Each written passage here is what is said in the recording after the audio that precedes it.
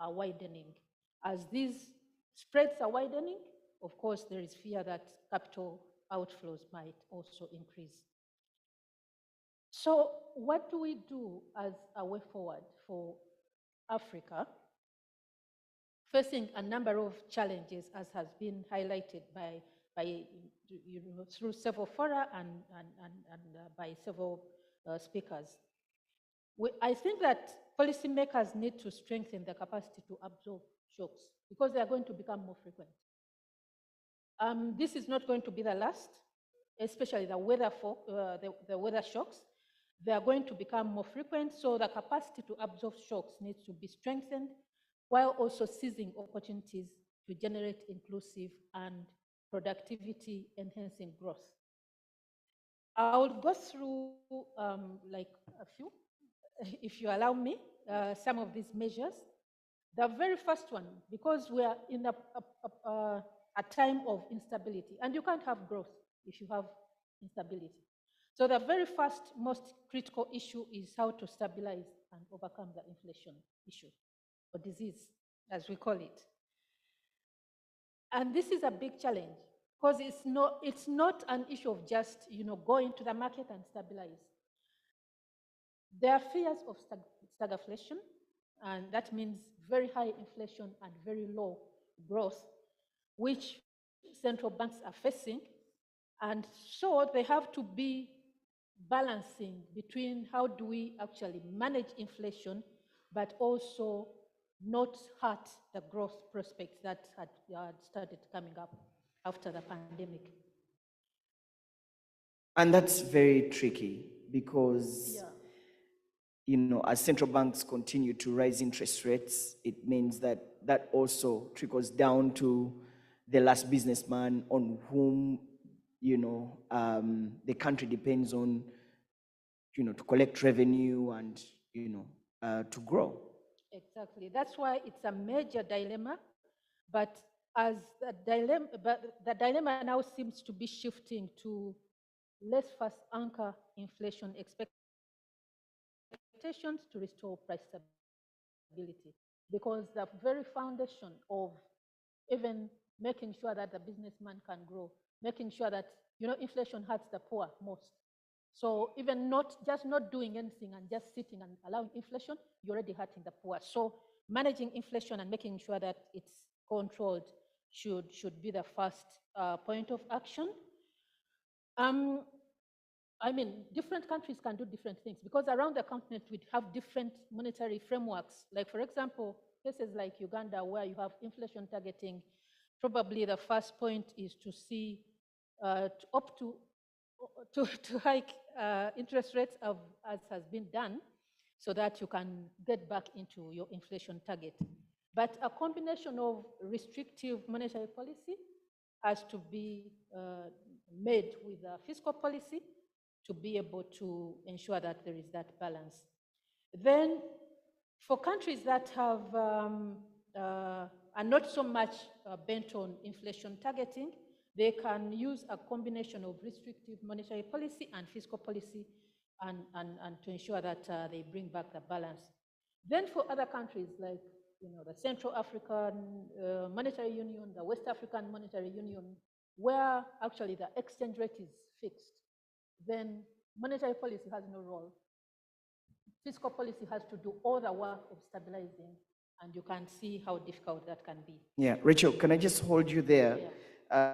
As we continue? I gave Rachel some time because all of us, all across the world, it's not only Africa, these very, very tough decisions are being made by the central bank to manage imported inflation, including increasing interest rates to push back on inflation. Of course, the central bank has been hit back by,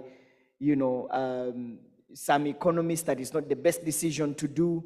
And that means that also translates to the cost at which you go to the bank to get money. So when the central bank increases the CBR, it means the interest rate at which the banks give you the money also goes up, and then everything becomes very tough. But yeah, Rachel, we'll come back to you on more of what we can do to really bounce back, including, by the way, leveraging the Africa Continental Free Trade area and the discussions happening at the continental level. We'll come back to that.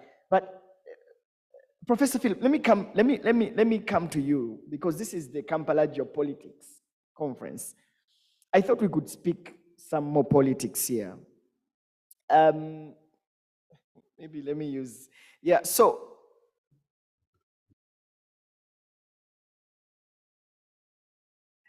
Prof, I wanted to get your thoughts on where does this war leave Africa as a continent in terms of the geopolitics of it.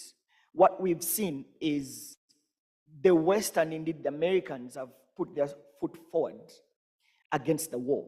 In fact, Rishi Sunak today faced off with Lavrov in Indonesia, the G20.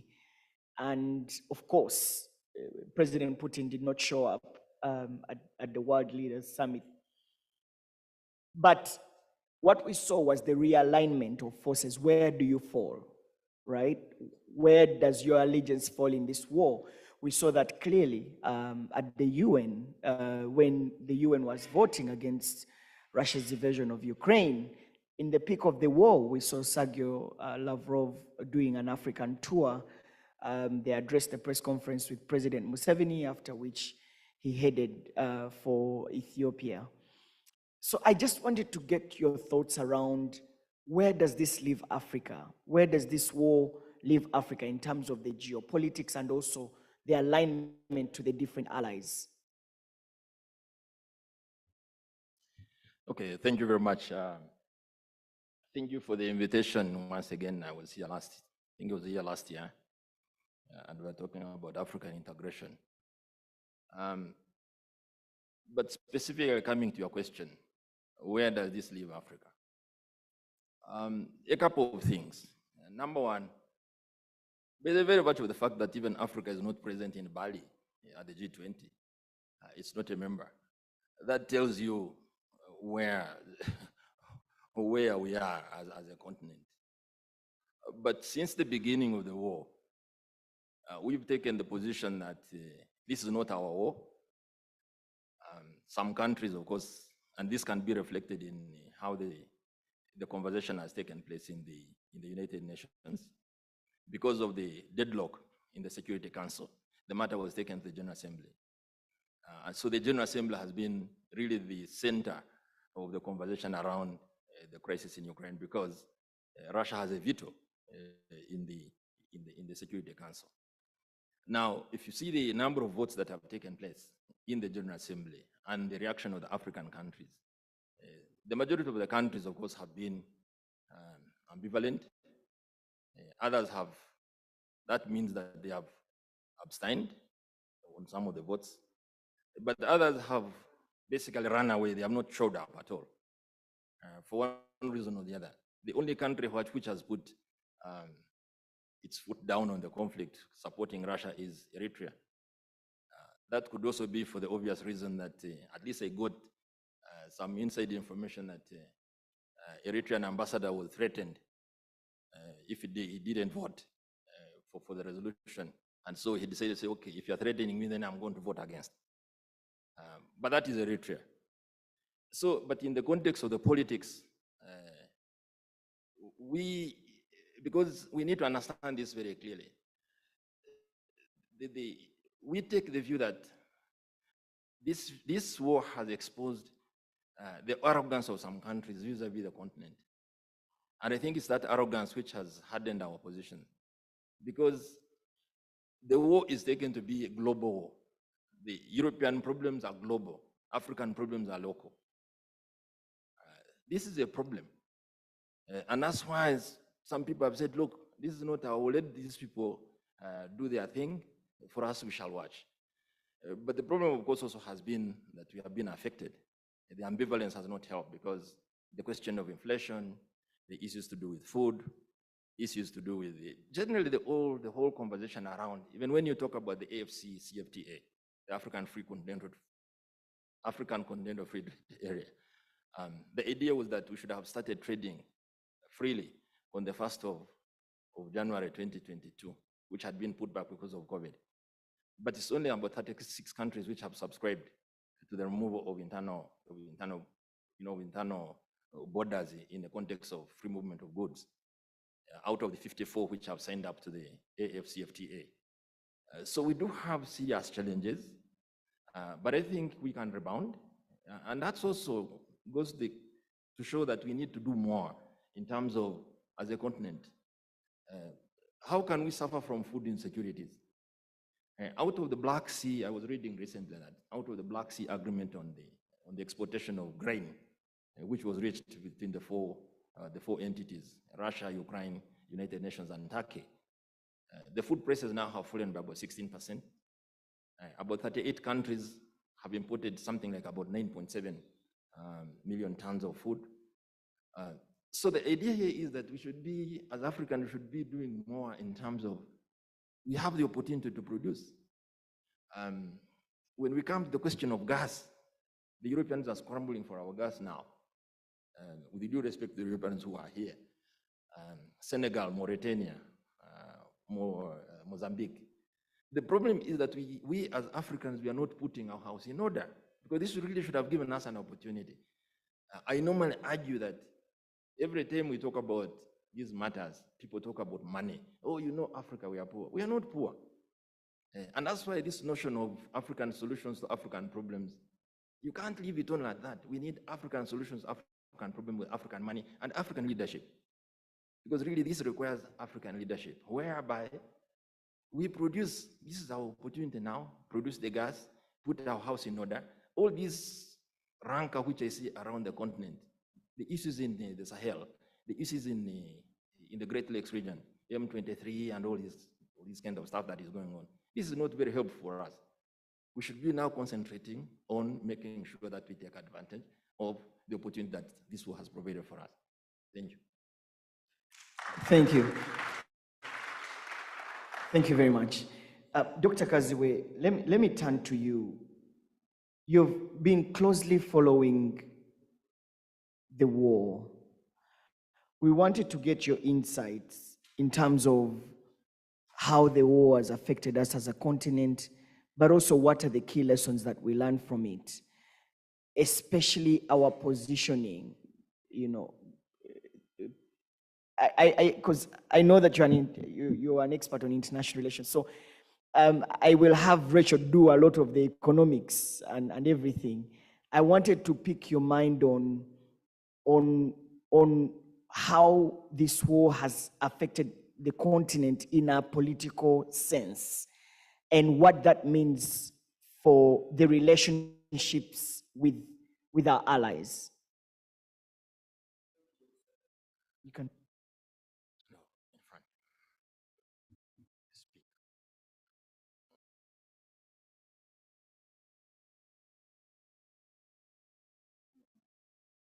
Thank you so much, Solomon. Good morning, everyone, and all protocol observed.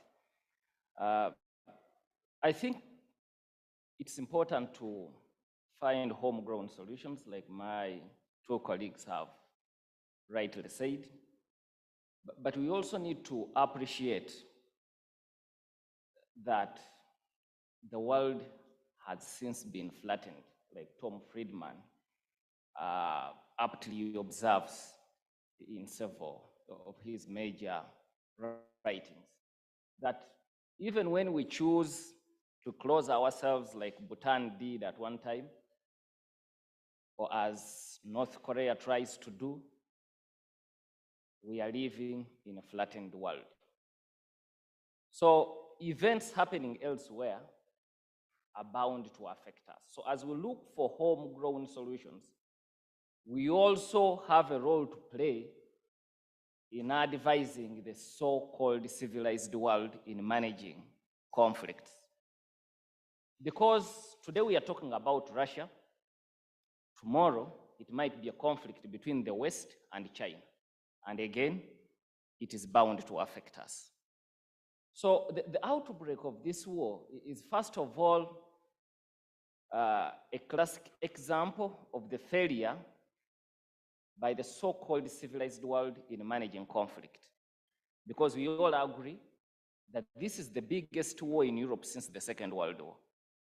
So the systems created after the Second World War, including the UN, were hoped to be able to manage some of these realities of the world.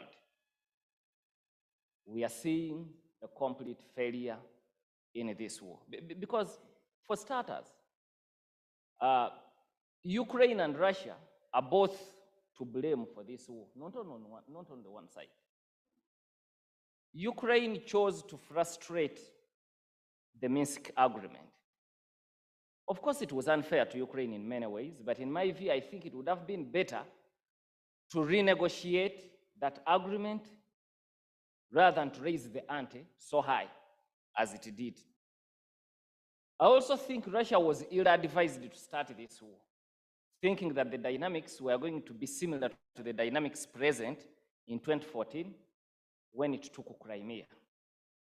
The reality on the ground has proved them wrong, and we all know that just after 1 month of the war, the Russian president modified the objectives of the war to liberation of Donbass after the 1 month of the war. President Putin said, now our objective is to liberate Donbass. But we know that in that long speech he gave before the invasion, the objectives were certainly different. But the realities compelled him to change. So in my view, Ukraine was ill-advised. Russia was ill-advised. But I also think that the West had a role to play here in forestalling this war. Let's look at what happened after the Second World War. Japan were defeated, but the West found a way of dealing with them. Why wouldn't they deploy the same approach in dealing with Russia after the end of the Cold War? Because the failure to do so pushed Russia to the corner to the extent that every time the Western world thinks of something, Russia reads mischief. So sometimes it's just perception, sometimes it is real. But we have seen the end result of the failure to manage these conflicts. Because I think it shouldn't end with Russia. Other conflicts are bound to happen. But how can we forestall those conflicts? Because at the end of the day, are going to affect all of us, including Africa and Uganda in particular. Now, getting back to Africa and how we have been affected, I won't go into the economics because my colleagues have adequately addressed that matter. But look at the conflicts and how they have worsened on the African continent. You know what has happened in Mali, the regime change in Burkina Faso.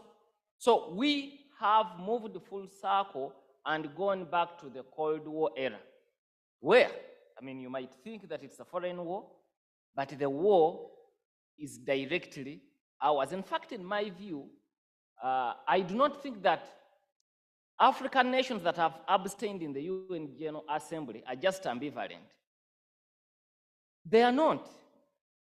What looks like ambivalence speaks volumes. It explains the complicated times in which they are living. African leaders are trying to play a delicate balance. And it affects us in many ways, because sometimes an African leader might even walk away from a very good deal with Russia or the West just because you think you might hurt the feelings of the other. So overzealous, being overly cautious is one of the implications of this war. So African leaders are overly cautious. And as a result, they are going to walk away from some of the deals that would be good for the African continent. So we are being affected in that way. The conflicts are going to worsen, because if you look at events in Mali, events in Burkina Faso, the global powers have taken sides, have clearly taken sides. But who is at the turn of the wheel? The English people say, as two elephants tangle, it's the grass that gets entangled. So we are the grass being entangled now in this conflict. So the indecision on the part of African leaders is also a ripple effect of this war. The conflicts that are worsening are also a result of this war. So I think it is very important for us as a continent to think about homegrown solutions and implement them. The issue of being able to produce enough food, because we have much better conditions than Russia, than Ukraine, than most of these countries where we import our food. And most of the grains that we talk about have over time become our staples. There are people here who will eat chikomando day in, day out. So they are our staples as we speak. Yeah. But Can I just come in there? Because earlier on you had mentioned a point. Let me ask, does Africa have anything that it can do to put an end to the war in Ukraine? Or, like you said, it's not our war, we shouldn't get concerned. Do we have anything as a continent? Because whilst the world is really getting concerned about what's happening, lives have been lost, millions, families broken, homes destroyed, businesses gone down. Like you said, the world has been flattened. Does Africa as a continent have a place in pushing back against the war or putting an end to the war? I think in international relations and politics, there's what they call idealism and realism. The reality of the matter is that our support in ending this war is limited. It's limited. It's limited, as a matter of fact, because, it's a high-tech war if you followed the war. So where do we fall? So if we want to become big players in the future, because I'm saying this is not the last war we are going to have. The other time, China was being provoked, and President Joe Biden is just trying to manage the situation if you followed in the last few hours. So what do you bring on the table to be able to influence? I think that's what we have got to do. Countries like Indonesia were not powerful 50 years ago. We are not able to influence. You said in your introductory remarks here that Putin is not attending the conference. But do you think it's because he just did not want to attend? People like Widodo put pressure on him because he was going to be sidelined if he was going to attend. But where does he get that power? It is because they have reorganized their houses to be powerful, to be able to influence. I think those are some of the things we've got to focus on. If we put our houses in order and we are able to speak and be heard. Let me give you an example relating to China and Taiwan. One of the reasons as to why, despite the fact that China was provoked, it wasn't willing to rush into a war with Taiwan, it's because the microchips that China uses in its tech industries, 85% come from that territory called Taiwan. So if you start a war today, what does that mean to your tech factories, including factories that manufacture weapons? So one of the insurance policies that Taiwan has bought is to be able to develop its technology. It's to be able to sufficiently produce for itself so that it can speak and it can be heard. So I think that's what we have got to do in Africa, and we have the potential. For example, we have the potential to be able to produce food and supply the world market because we have everything. The other countries are doing it artificially. For us, God has endowed us with the natural beauty to do that. We haven't prioritized it. Many African nations have signed agreements and accords compelling us to increase our budgets on agriculture, but we are not able to implement them. We have deliberately refused to implement them. So that's why we keep importing food. For example, if we were big producers of food at the international market, African Union's voice would be critical in matters like this. Because you see, if Ukraine and Russia are locked out, Russia is locked out because of the sanctions. For 5 months, Ukraine was locked out because it couldn't use its ports to export food.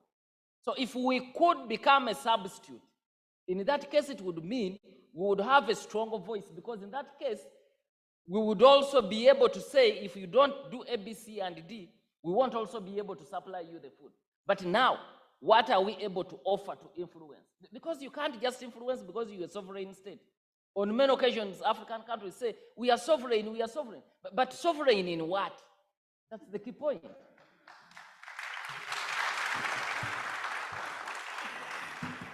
Wow, I think that's one of my take homes from here. What can we do to actually call the shots? In other words, how do we reorganize our houses to be on the table where we can influence? Wow, quite interesting. Thank you very much. Rachel, certainly there are opportunities for us. Dr. Ken was talking about how we need to leverage, for example, on agriculture. When the deal was signed between Turkey, Russia, and Ukraine, and indeed the UN, to allow Ukraine export grain via the Black Sea, one of the pressures was that Africa was, dying of hunger because, in Somalia, and therefore there was a food shortage. It certainly had a lot to do with destabilizing the supply, the food chain. Before we knew it, about 2 weeks ago, Kenya was downloading about 300,000 tons from St. Henry, which is indeed one of the vessels that Ukraine uses to take out grain.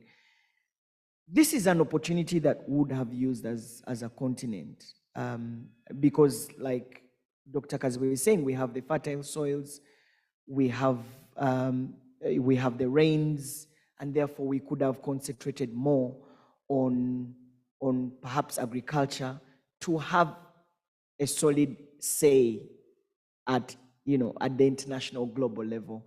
What key lessons do we learn, and what can we do better as a continent? And perhaps how do we bounce back? You are still also talking about that.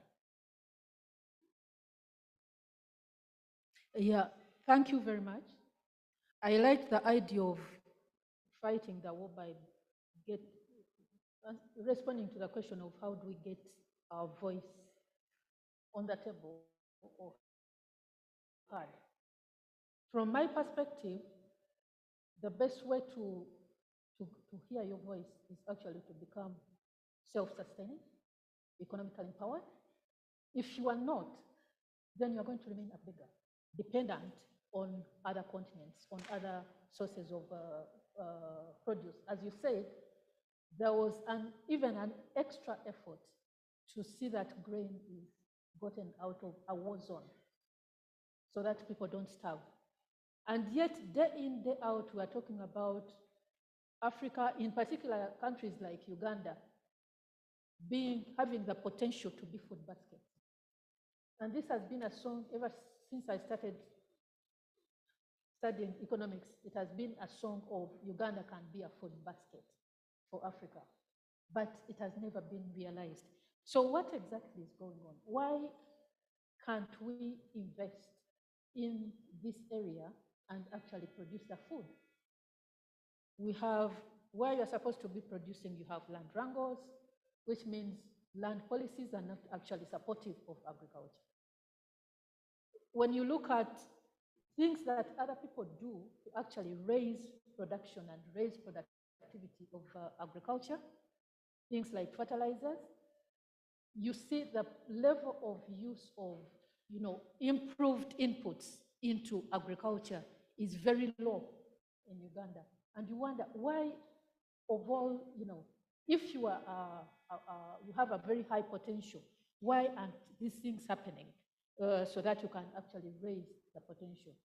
Coming back to my broader fiscal issues or macro issues, when you look at what actually is going into the budget to support agriculture, it's also very much questionable, because very much as when you invest in infrastructure, will also be indirectly supporting agriculture. But there is not deliberate effort to merge what infrastructure is being invested in against agricultural productivity and making that particular effort to raise agricultural productivity. So I think we have a lot of work to do on the continent, because the potential, as we know, as we see, or we've been saying all along, the potential is there, but we haven't been tapping into it. Let me come to the issue of Uganda in particular. How do we boost the agri-food industry in the country? I think one of the issues is to see how do we enhance productivity of the primary production, and how do we access and allow, also encourage adoption of high quality agricultural inputs. This would require, first of all, the regulatory environment, which as of now is very weak, the land tenure system, and the input quality, and implementing the ongoing research. Because evidence is there that when you look at what is going on the research plots of Senaro, whatever, the yields are high, but these are not transformed into the farms, the actual farms. So what exactly is going on between the research bodies and the farmers that is not allowing that transfer of knowledge to be incorporated into the farmers so that we can raise productivity? And given the increasing climate variability and the pest outbreaks, moreover, these two are actually related. You may think that insect is just growing and coming to eat plants, but it's also related to the issue of climate in Uganda. So it's vital to increase the resilience of agricultural systems and rural livelihoods. And that means that farmers need to be equipped with climate smart land use approaches, and the way they use water, the way they use the soils, the way they use their livestock management practices, irrigation infrastructure, and access to disaster risk information. Because all that will help the farmers then be able to manage the shocks that are coming on board and be able to produce more. Then there is the value chain issue. If I've been producing matoke or maize, how does it get to the level of, which process does it go through to the dining table? And how do we tap into that to make sure that actually maybe the farmer or more people within the country are actually earning out of that, instead of just exporting the raw materials to the rest, to outside the country. So reaping the full benefit of the sector will require strengthening the institutional processes and coordinating with the different stakeholders, because as we know, we have so many stakeholders within the sector, and each one is coming up with a different ideas and implementing in their own silos, and also making sure that the public investments that I've talked about are actually providing the public goods that are required to enhance agricultural productivity. Thanks, Rachel. That is, I was in Kasese over the weekend, and I saw the power of concentrating on supporting farmers. I went to the Mubuku irrigation scheme, thousands and thousands of acres there, and farmers, organizing farmers to grow. I don't know, Honorable, if you've been to Mubuku irrigation scheme, amazing work. Government has invested heavily, indeed with the support of development partners. The Water for Production under the Ministry of Water has done a very beautiful, irrigation system that supplies water throughout the entire year to farmers, and they're well organized, heavy production, And Mobuku is actually the food basket of that whole region, stretching through to, the Toro Kingdom and indeed the Rwenzururu Kingdom and supplying food there. Amazing stuff happening there, and I think that's what you're talking about. In fact, they have subsidies with fertilizers. They're quite well organized, and I was just thinking to myself, why can't government do the same? I'm being short time, but let me come to Professor Kasaija.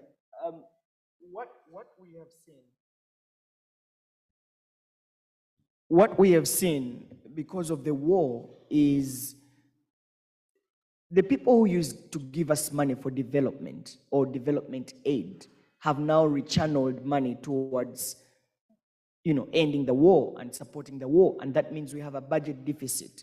And that means that comes back to us to look for money to be able to support our budgets. And that then we go into heavy borrowing.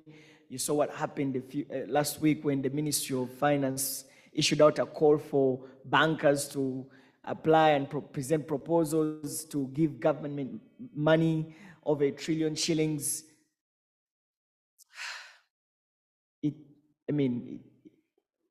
What does the future look like? What can we do in such a state?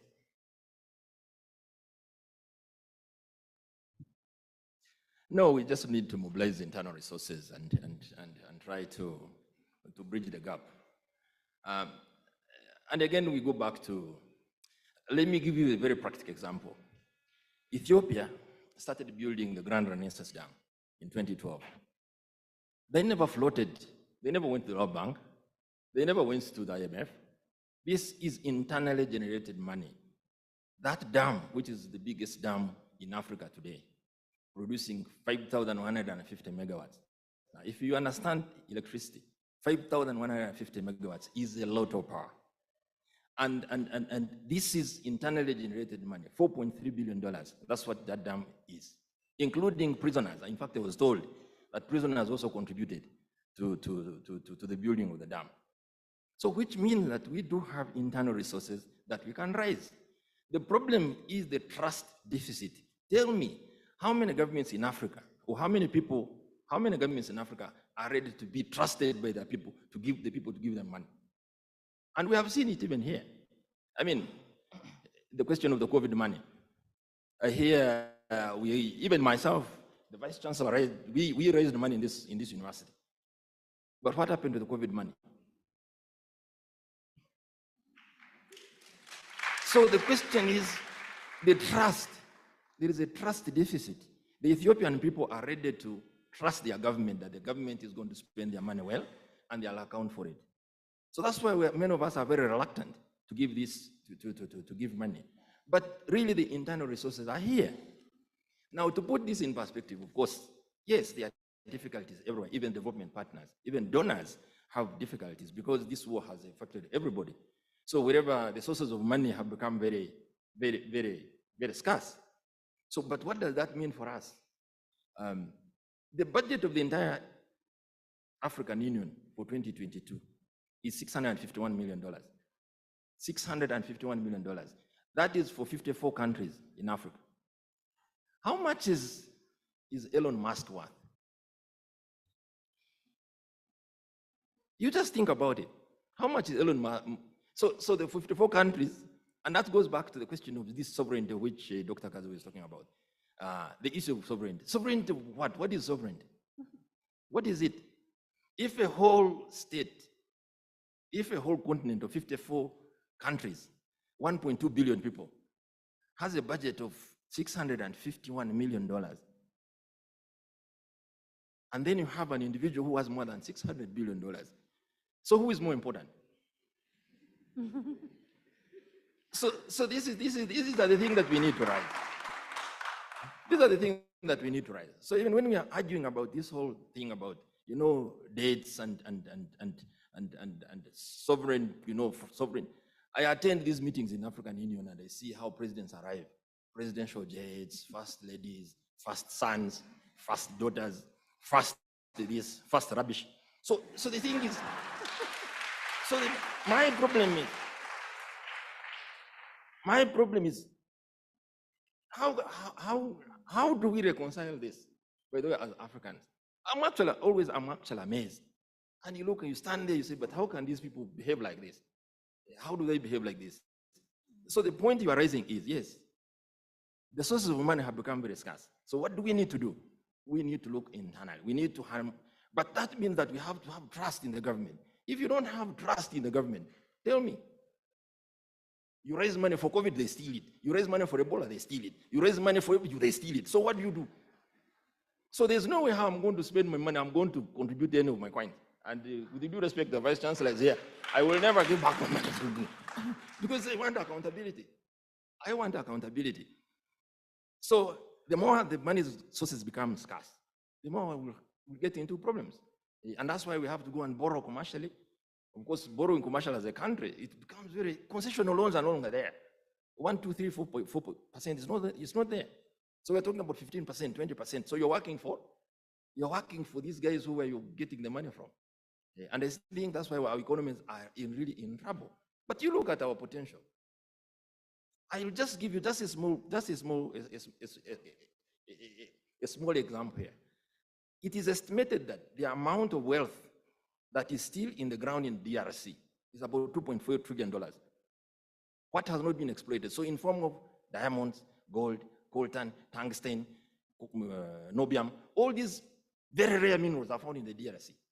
But look at the DRC. It cannot even pay for its own subscription into the African Union. It is classified, it is in tier 3. But if you don't know, I will tell you there are 3 tiers in Africa. You have the first 6, the next 10, and then the rest. The first 6 is Egypt, Algeria, Nigeria, Morocco, Angola, and South Africa. Those are the first 6. Then you have the next 10. In there you have Ghana, Kenya. Uganda is the last on that, on the number 10 there. And then you have all the others. What they call all the others, tier 3. So tell me, and you look at some of these countries, these are people. Look, Sirwanja, what can I say? No, let me just stop here. Wow, thank you. You know, while you were saying that, as going back to how we spent over 2 billion shillings to buy 2 cars for the speaker and the deputy speaker, in the thick of it, that's what you're saying, right? Absolutely. This is what I'm telling you. And it's not only happening here, it's happening elsewhere. It's not only, well, in Uganda is an exception. Here, oh my goodness. Here, even when things are so difficult, as we are being told to tighten, my belt is so tight, but the others are loosening. So it just does not make sense. I can tell you, I go to my village and it just does not make sense and say, Kasaija, you're talking about these things, African, what is wrong with you? So, Sarwanja, you live in this country, we all live in this country. But I've given you the example of Ethiopia. The Ethiopians, despite the fact that, well, it's the second biggest country in Africa in terms of population, but they were able to rise, they floated a sovereign bond, each one bought into, everyone is an owner of that dam. This dam is going to produce electricity, which they intend to sell to Egypt, to sell to Europe, to sell to Yemen, to sell to Uganda, to sell everywhere. It is internally raised money. That's a small thing. 2 turbines. The 2 turbines, there are 13 turbines on the Grand Renaissance Dam. 2 turbines are producing 700 megawatts. What is the biggest dam in Uganda? Karuma. How much does it produce? 600 megawatts. There in Ethiopia, only 2 turbines are producing 700. And it costs us so much in this country. So you can imagine, so it's a question also, and we go back to that animal. Of course, we don't want to talk about it here. It's a question of leadership. It's about leadership. Because if you Meles Zenawi, who had the presence of mind to say, look, if we are going to develop Ethiopia, we need to have electricity. And that's why he started that, notwithstanding all the pressure that has come under, or which Ethiopia has come under from everywhere. But that dam right now, as I speak, is 90% complete.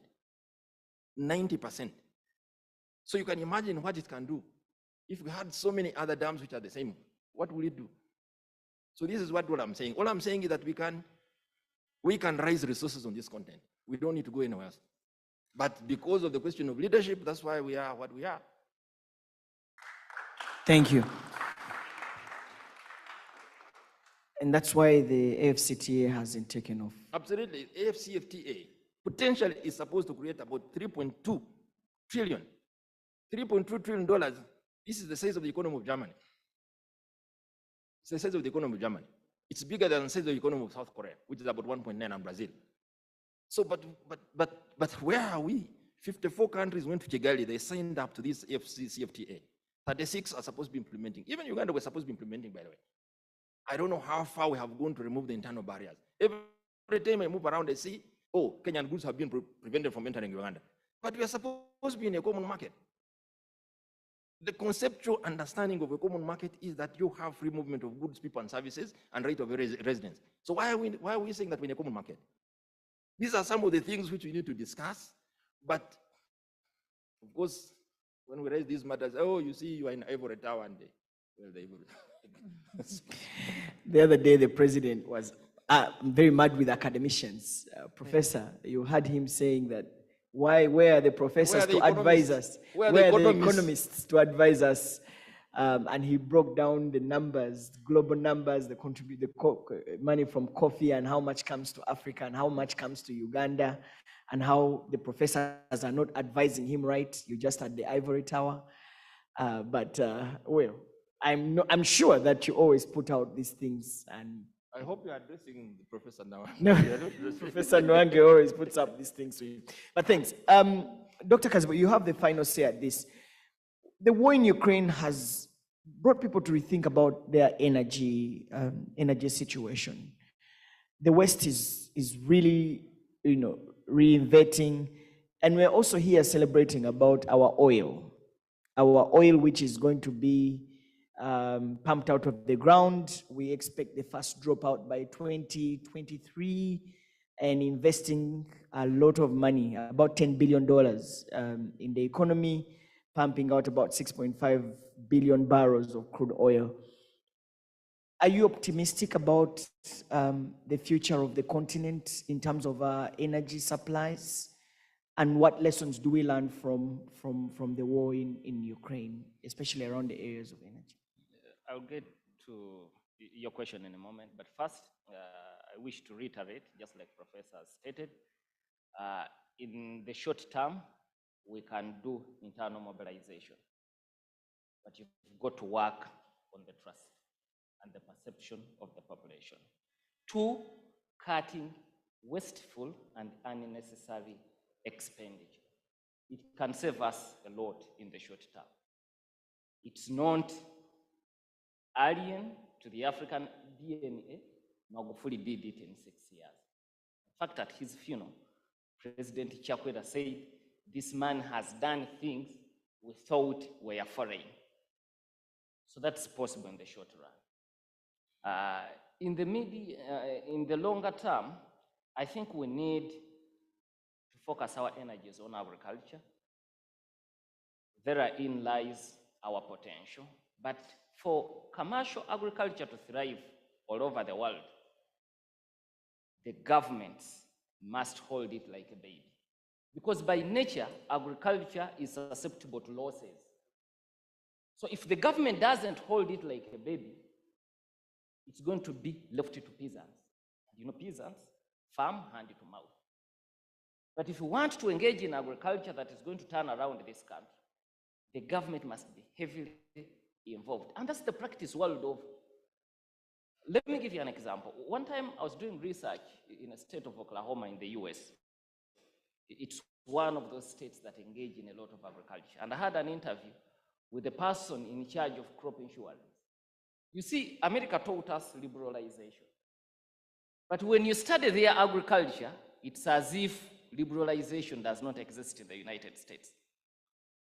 Microcredit institutions that provide monies to farmers are heavily subsidized by the state. Insurance companies that provide services to farmers are heavily subsidized by the state. So in my interviews with the person who was in charge of crop insurance in Oklahoma, he told me that for every $1 a farmer pays to this farm annually, we return 1.2. So he told me, which means it's not a profitable business. But why do we still engage in this type of insurance? It's because the American government heavily subsidizes And I asked why. Then he retorted that because food security is very important for this country called the United States. That's why the 2% of the population, between 2 to 5% of the population in the US engages in agriculture. But it's able to produce food and even provide food to World Food Program that comes to Uganda, and even exports food to countries like Japan and elsewhere. But it's not unique to the US. Go to Latin America, Brazil, Argentina, and many other countries. However, for us in many African nations, we think that farmers can survive like other business people. Agriculture can't thrive that way. Getting to the point of oil. First of all, oil is a depletable commodity. So it's not going to be here forever. So if we all put our focus on oil, we are in trouble. Secondly, history has shown us that if you're not transparent with the management of oil, it turns into a curse. So as we think about opening the first tap in 2025, as we are being promised, the issue of transparency must be managed pretty well. The moment it is not, oil will turn out to be a curse. If you want to understand in detail how terrible oil can be in an emerging economy, I invite you to read that book by Thomas Friedman, The World is Flat. Isn't the world flat? A round of applause to my panel. Thank you. Thank you, everyone. Professor Philip, thank you very much. Dr. Kenneth Kazibwe, thank you very much. And Rachel Sebude, thank you very much. Please go and take your seats. I hope we learned something, right? My take home from today is... maybe, Solomon, before they leave, we could just get just 1 or 2 questions from the audience, because once we move on, we may not be able to get those questions. I'm just giving this part only 5 minutes. Help me with the microphone, please. There's a gentleman over here. Make your question brief. Let us know who you are and who the question is directed to, please.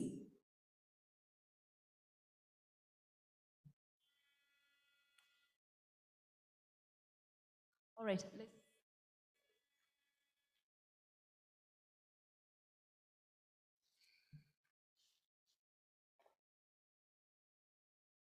Thank you so much. I'm Nelson Kakumba, I'm a fourth-year law student. My question goes to Dr. Samuel Kazibwe. Doctor, you say that for us to get something out of oil, there must be transparency. Dr. Samuel Kazibwe, you as a senior journalist, for the years you've been in Uganda, are you sure Ugandan government can really be accountable and transparent to that effect, or we just consider that as a curse for Uganda? Thank you so much.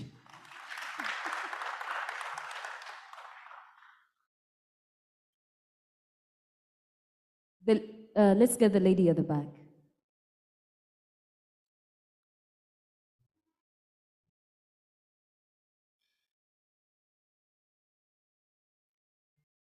Thank you very much. My name is Liz Nyanzi, a student at CHUS, School of Social Sciences, pursuing a degree in social sciences. My question would go to all the panelists right now. Thank you for addressing us. But my question would be about implementation of what we have always been talking and our leaders have always been addressing. Because we know and we trust ourselves with the knowledge that we are in a situation and in a country where nothing can be implemented. And the fact that the oil business or the oil initiative is actually a curse and has been a curse and is not going to change. And this project that is ongoing by the government of Uganda should actually be stopped, and the government of Uganda should invest in agriculture, which is what we have as Uganda. It is our pride. So my question to you will be, how much are we going to implement the suggestions our panelists have given today in Uganda, for an example. Thank you very much. All right, thanks. Are those enough? 2? Okay, great. First, let me create some hope that Uganda is a member of the Extractive Industries Transparency Initiative, EITI, which is a global body that pushes, well, these are facts, right? The way the oil and gas industry works does not work on feelings. There are international agencies that you have to subscribe to and you have to push for it. It actually took 3 years for Uganda to be admitted at the EITI, and there's a secretariat here that is supposed to report to an international body about the update and progress of how the processes are done. I just wanted to give you some information, but to say the least, that question wasn't mine, it was to Dr. Kazibwe. Over to you. And to the panel, yeah. I think the answer is, okay, thank you. I think the answer is pretty simple. We all know that matters related to this oil for over a decade have been shrouded in mystery. It's not a moot point. It's good you're a law student. It's not a moot point at all. However, governments are like human beings. They work well under pressure. So the onus is for all of us to put our government on pressure to ensure that it does the best. I'm not among those who oppose the exploration of this oil, no. However, I believe that transparency is important. Transparency is important because if we do not do so, it will turn out to be a curse. Let me give you an example. In Kenya, the just ended government of Uhuru Kenyatta refused to release the contracts for the SGR. But now, throughout the campaign, the population put a lot of pressure on government, the outgoing and the incoming. So the incoming government promised that once voted into power, this document is going to be laid bare. Just last week, the new Minister for Transport published the document, and it's the newest debate in Kenya, and Kenya is never going to be the same again. So it gets back to us, the population, that leaders mismanage things because we have allowed them to do so.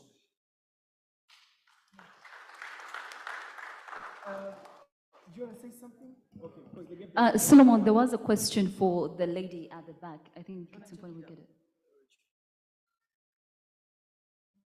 Okay, thank you. Let me just add to what the doctor has mentioned about transparency, but also what Solomon mentioned, that this EITI initiative, which is at least a development in the right direction, and which we should embrace and make sure that we also, as a population, add to that to request for accountability. But there are also other issues, because managing oil does not just come on the plate. You have to have the institutions. For example, we've just been talking about how the fiscal policy, the expenditures are not, some of them are not going into the right places. So if you are going to multiply the number of, four-wheel drives and whatever high-level vehicles, and the number of parliamentarians that we have, and the number of districts, and the number of public expenditure just raising, then we should know that oil monies are going to be wasted. The other additional point is, if we get those resources, and the question is, where are they invested? Someone mentioned agriculture, that's one area. But wherever they are invested, we have, Uganda still has a very bad way of managing its public investments, such that the return on the investments are so low. So if the oil is coming on board and we are going to do the same thing, then we are going to be at a loss. So it is important to build all those institutions, to build the institutions for managing public investments, to build the fiscal framework so that you can be able to invest in productive investments, and then the oil will be useful. Thank you. All right, thank you so much. Can I just add 1 second? There's a report that was released by the EITI Secretariat in Uganda, that for those who are interested in the oil and gas, they have published the latest report talking about the investment, who is investing in what, where we are at in the sector. It's a public document. You can find it at the Ministry of Energy and in different libraries, and also on their website. So if you are interested in oil and gas, that report is for you. Thanks. Ladies and gentlemen, a round of applause for Solomon and his panel. I have to admit that there's quite a number of questions that the audience really had for you, but I would ask, let us take note of those questions and we'll find a way of getting answers to these questions. Thank you so much, Solomon, and thank you to our wonderful speakers for joining us and for being the very first panel conversation that we've had today. You can please take your seats.